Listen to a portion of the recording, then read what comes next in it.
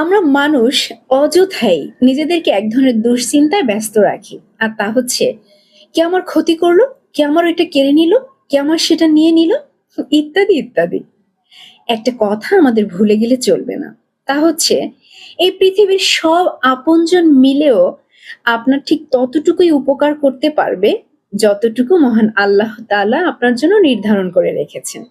একইভাবে এই পৃথিবীর সব ষড়যন্ত্রকারী আপনার ঠিক ততটুকুই ক্ষতি করতে পারবে, যা মহান আল্লাহ তাআলা আপনার জন্য নির্দিষ্ট করে রেখেছেন। সুতরাং অযথা এই দুশ্চিন্তা, এই যে হয়রানি, নিজেকে এইভাবে কষ্ট দেয়া, এটা বোকামি ছাড়া আর কিছুই নয়। বরং আপনি ক্ষতি থেকে, খারাপ থেকে যদি বাঁচতে চান, তাহলে সবসময় মহান আল্লাহ তাআলার কাছে সাহায্য চাইতে হবে। হে আল্লাহ, আমাকে সব রকম খারাপ থেকে হেফাজত করুন। তবেই না আমরা ভালো থাকতে